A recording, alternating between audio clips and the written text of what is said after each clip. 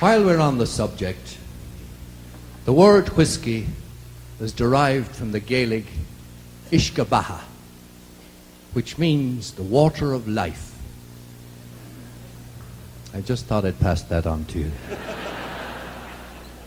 There was a builder's labourer in Dublin at the turn of the century by the name of Tim Finnegan, who was very fond of this same water of life. And one Monday morning, after a wonderful weekend, he felt awful. I'm sure most of you know the feeling. He had the mother and father of a hangover. But being a builder's labourer, he still had to climb that ladder with the hod full of bricks. So to give himself courage, the poor man, he took a drop of the hard stuff. But when he got to the top of the ladder, he got a dizzy spell. He fell, broke his skull, dead as a doornail. They say it was the drop that killed him.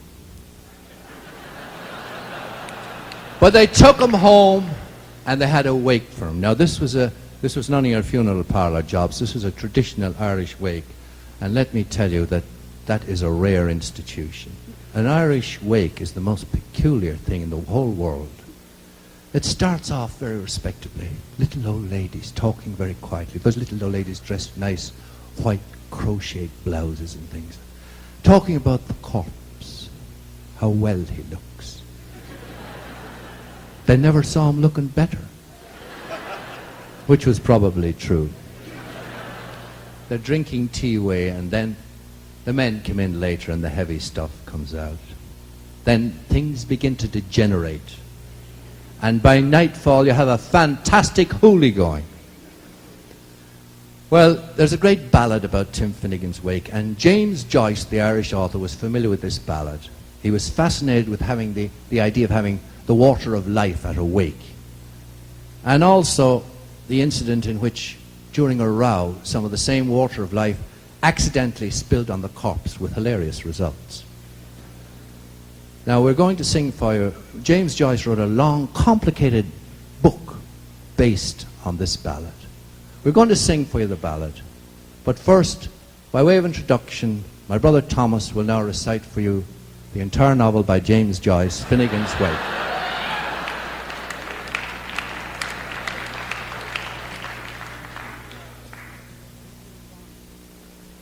River run past Eve and Adam, from swerve of shore to bend of bay, takes us by a commodious ficus of recirculation back to Holt Castle and environs.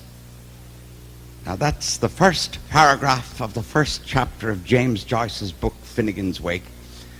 There are 687 more pages, so settle down. Big Mr. Finnegan of the stuttering hand, Freeman's Maurer, lived in the broadest way imaginable in his rushlit too far back for messuages before Joshua and Judges had given us numbers or Helviticus had committed Deuteronomy. Do you dig that much so far?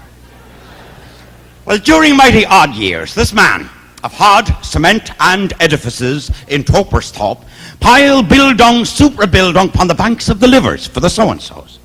A woolworth of a skyscraper of most awful height, entirely originating from next to nothing, with a burning bush above of its bobble top, and with laddens so tools as glittering up, and hammers o' buckets clattering down. Now the first was he to bear arms and a name, Wassily, Boozily of Resengabom. Oh, ho, ho, Mr. Finn, you're going to be fined again. Ha, ha, ha, Mr. Fun, you're going to be Mr. Finn again. But dim, he stuttered from the ladder. Damn, he was dud. Tim Finnegan lived in Walking Street, a gentle Irishman, mighty odd. He had a brogue so rich and sweet, till the rise of the world he carried a heart. To see the sort of a tippler's way, with a love for the liquor poor Tim was born. To help him on with his work each day, to drop of the crater every morn. Whack on the ladder, dance to your partner, went the floor, your trotters shake. Wasn't it the truth that told you lots of fun at Finnegan's Wake? One morning Tim felt rather full. His head felt heavy, which made him shake. He fell from the ladder, and he broke his skull, and they carried him home his corpse to wake. They rolled him up in a nice clean sheet, and they laid him out upon the bed, with a bucket of whiskey at his feet, and a barrel of porter at his head. Oh, whack for the man, now dance to your partner when the floor your trotters shake. Wasn't it the truth they told you? Lots of fun at Finnegans wake. His friends assembled at the wake, and Mrs. Finnegan called for lunch. For she served them tea and cakes, then pipes, tobacco and whiskey punch.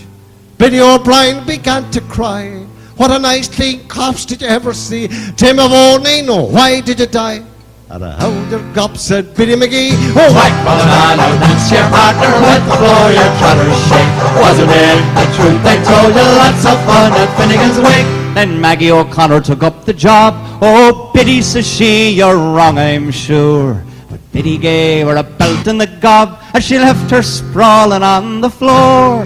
Then the war did soon engage, 'twas woman to woman and man to man. Shillelagh law was all the rage, and the row and the ruction soon began. Whack for the man, now dance to your partner when the floor your trotters shake. Wasn't it the truth they told you? Lots of fun at Finnegans wake. Then Mickey Maloney raised his head when the bucket of whiskey flew at him. It missed and fallen on the bed. The liquor scattered over Tim. The art he revives, see how he rises. Timothy rising from the bed, saying, whirl your whiskey around like blazes. London Jesus, do you think I'm dead? Whack for the man, now dance to your partner when the floor your trotters shake. Wasn't it the truth they told you? Lots of fun at Finnegans wake. Whack for the man, now dance to your partner when the floor your trotters shake. Wasn't it the truth they told you? Lots of fun at Finnegans wake. How's your old one? Game on.